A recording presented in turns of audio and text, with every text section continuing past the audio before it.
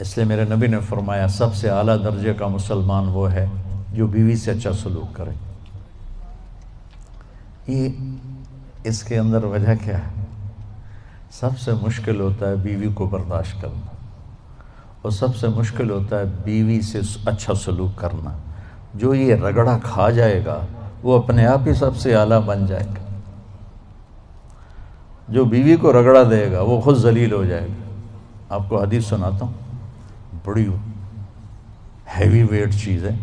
میرے نبی نے فرمایا عزت دار شریف آدمی بیوی کو عزت دیتا ہے، اور کمینہ آدمی بیوی کو ذلیل کرتا ہے۔ کمینے کا لفظ میرے نبی کی زبان سے نکلے، کتنا ہیوی ویٹ لفظ ہے کمینہ۔ لئیم یغلبہن اللئیم ویغلبن الکریم۔ آپ نے فرمایا کہ شریف آدمی اپنی بیوی کو عزت دیتا ہے، اور کمینہ آدمی اپنی بیوی کو ذلیل کرتا ہے۔ اور میں کمینہ بن کے نہیں رہنا چاہتا، میں عزت دار بن کے رہنا چاہتا ہوں۔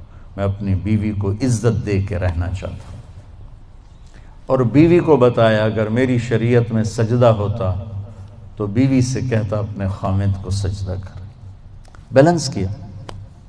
لیکن زیادہ احادیث آیات عورتوں کے حقوق کی ہیں، جو کو کمزور ہے اور پستی ہے، اور بہت حق تلفی ہوتی ہے عورت کی، ماں کے روپ میں، بیوی کے روپ میں، بیٹی کے روپ میں بہت حق تلفی ہوتی ہے، تو قرآن اس کو زیادہ ہائی لائٹ کرتا ہے، اور میرے نبی نے بھی اسی کو زیادہ ہائی لائٹ کیا ہے۔ تو پھر خامد اور بیوی کا رشتہ ایسا عالی شان رشتہ ہے کہ اللہ تعالیٰ نے اس کے لیے سینکڑوں آیات اتاری ہے، اور اس کو سب سے اعلیٰ درجے کا مسلمان قرار دیا ہے جو بیوی سے حسن سلوک کرے، اور آپ نے کر کے دکھایا۔ یہ بہت اہم اس لیے ہے کہ بیوی اگلی نسل کے وجود میں آنے کا ذریعہ ہے۔ اس کے پیٹ میں اگلی نسل پروان چڑھ رہی ہوتی، میری اگلی نسل اس میں پروان چڑھ رہی ہوتی۔ میں اگر اس کو ذلیل کروں گا تو سٹریس میں جائے گی، وہ ڈپریشن میں جائے گی، وہ غصے میں جائے گی، وہ دکھ اٹھائے گی، وہ چپکے سے آنسو بہائے گی۔ یہ سارا ڈپریشن میری اولاد پہ جائے گا جو پیٹ میں پنپ رہی ہے۔ اس وقت بچوں کے ڈاکٹر سائیکائٹرسٹوں کی لائن لگی ہوئی ہے کہ ہمارے بچے پیدائشی سٹریس اور ڈپریشن کا شکار پیدا ہو رہے ہیں، کیونکہ ہمارا معافی چاہتا ہوں، ہمارا سسرالی معاشرہ بہت ظالم ہے۔ سسرالی معاشرہ وہ کسی برادری کا ہو، سندھ، پنجاب، بلوچستان، پاکستان، بہت ظالم قسم کا معاشرہ ہے، اور اس میں بہت کم گھرانے ایسے ہیں جو آنے والی کو، بیوی کو عزت دیتے ہیں۔ آپ کو ایک حدیث سناؤں بڑی مزیدار۔ میرے نبی نے فرمایا یہ جو میرے مدینے والے ہیں نا، مدینے والے صحابہ، یہ بڑے اچھے لوگ ہیں۔ کس وجہ سے؟ جہاد کرتے ہیں، تبلیغ کرتے ہیں، ذکر کرتے ہیں، تلاوت کرتے ہیں، تہجد پڑھتے ہیں۔ سنو، غور سے سنو، مستورات بھی سنو۔ آپ نے کہا یہ میرے مدینے والے بڑے اچھے لوگ ہیں۔ یا رسول اللہ کس وجہ سے؟ کہا جب یہ کسی کی بیٹی کو بیاہ کے لاتے ہیں تو اس لڑکی کو ذرہ برابر احساس نہیں ہوتا ماں باپ کے گھر میں ہوں یا سسرال کے گھر میں۔ اتنی محبت دیتے ہیں کہ اسے لگتا ہے میں ماں باپ کے گھر میں ہی ہوں۔ میں نے اپنی بیٹیوں کو رخصت کر دیا اور کسی کی بیٹیوں کو لایا اپنے بچوں کے لیے، تو میں بیٹی کی جگہ بہو کو بٹھا دوں، کیا فرق پڑتا؟ میری بیگم نے اپنی بیٹیوں کو ڈولی میں ڈال کے آگے بھیج دیا، اور کسی کی بیٹی کو ڈولی میں ڈال کے گھر لے آئی، تو ساس بننے کی بجائے ماں بن جائے تو کتنا اچھا ہو جائے گا۔ اور یہ بچی اپنی ماں کو چھوڑ کے، باپ کو چھوڑ کے خامند کے گھر آئی ہے، تو یہ اپنے ساس سسر کو ماں باپ بنا لے تو کتنا اچھا ہو جائے کہ بھائیو یہ میرے نبی کی زندگی ہے۔ آپ کو عجب حدیث سنو، ابھی یاد آئی۔ قیامت کے دن بلایا جائے گا، بلاؤ بھائی مفتی نجیب بڑا آیا فتوے دینے والا، تولو اس کے عمل تولو، ٹھیک ہے؟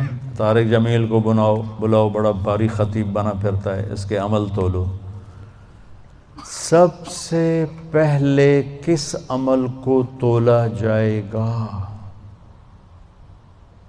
دوبارہ، سب سے پہلے کس عمل کو تولا جائے گا؟ وہ میری تبلیغ نہیں، میرا اللہ کہے گا بیوی سے کیا سلوک تھا وہ تولو۔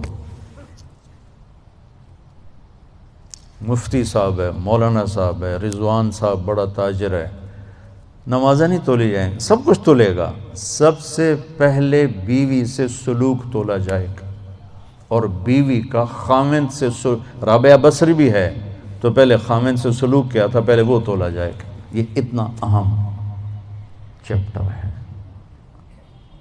تو طیب میٹھا بول، کھانا کھلانا، معاف کرنا، صبر کرنا، یہ ہمارے گھر کی زندگی کو، اتنا بڑا لان ہو یا چارپائی ڈالنے کی جگہ ہو، زندگی خوبصورت ہوتی ان رویوں سے جو میں بتا رہا ہوں۔ زبان میں ناگن چھپی ہوئی ہو تو زندگی تھوڑا ہی ہے، زندگی ہے یا کوئی طوفان ہے، ہم تو اس جینے کے ہاتھوں مر چلے۔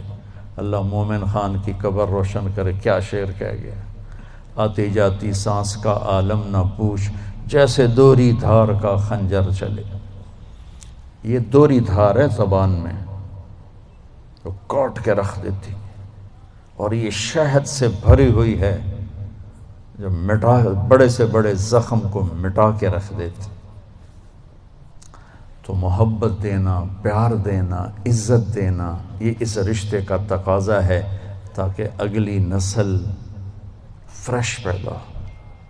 تو بھائی بہنوں، اسلام ایک زندگی ہے، بڑی خوبصورت زندگی، جس کا تھوڑا سا میں نے آپ کو ایک نقشہ پیش کیا ہے۔ تبلیغ اس کو سیکھنے کی محنت ہے۔ عبادات اور فرائض تو مختصر ہیں، 5 نمازوں کے بعد اوور، حج کے بعد دوسرے کا مطالبہ کوئی نہیں، زکوٰۃ دینے کے بعد دوبارہ مطالبہ کوئی نہیں، اور حج زکوٰۃ ہے بھی پیسے والے پر، 1 مہینے کے روزے کے بعد مطالبہ کوئی نہیں۔ لیکن زندگی کیسے گزارنی ہے، اس کا 24 گھنٹے مطالبہ ہے۔ ماں کے ساتھ کیسے ہو، باپ کے ساتھ کیسے ہو، بیوی کے ساتھ، بیوی کا خاوند کے ساتھ، پھر دونوں کا بچوں کے ساتھ، بچوں کا ماں باپ کے ساتھ کیسے معاملہ ہو، یہ 24 گھنٹے کی زندگی۔ بھائیو، اپنے نبی کی سیرت پڑھا کرو، اپنے نبی کی زندگی پڑھا کرو، اپنا قرآن پڑھا کرو، آپ کو پتہ چلے کہ زندگی کس چیز کا نام ہے۔ اور جب اللہ آپ کو توفیق دے، تبلیغ میں 3 دن بھی لگانا شروع کریں گے تو آپ کو بہت فائدہ ہوگا۔ اس کی نیت کرو، اس کے ارادے کرو، نماز نہ چھوٹے، کبھی قضا ہو جائے تو رات کو سونے سے پہلے پڑھ کے سو، تاکہ وہ جو ہمارا اس دن کا عمل ہے اس میں وہ نماز ادا نہ صحیح تو قضا میں ضرور آ جائے، پھر آہستہ آہستہ انشاءاللہ پابندی بھی آ جائے گی، اور اپنی زبان سے گالی، غیبت، چغلی، طنز، طعنہ یہ نکال دو، تو دنیا بھی آپ سے پیار کرے گی، اللہ بھی آپ سے پیار کرے۔ تو سارے بھائی بہن نیت کرتے ہو، آخرت کا زاد راہ بنا، اور حجاج کی یہ خدمت، ان کے حق میں جنت کے فیصلے کروا، اور یا اللہ حج کے بعد اپنی زندگی، اپنی منشا کے، یا ہماری زندگی اپنی منشا والی بنا دے، ہمارے اخلاق اچھے کر لے، ہمارے معاملات اچھے کر لے، ہماری عادات اچھی کر دے، ہمارے گھروں میں محبتیں پروان چڑھا دے، نفرتوں کو ختم فرما دے، جو ہمارے ایمان پہ آگے چلے گئے ان کے درجے بلند فرما، ان کی بخشش فرما، ان کو جنت الفردوس عطا فرما۔ جب ہمارے جانے کا وقت آئے تو ایمان پہ عافیت سلامتی والا خاتمہ نصیب فرما۔ ان آنے والے خواتین و حضرات کو بہت جزائے خیر عطا فرما۔ وصلی اللہ تعالی النبی الکریم۔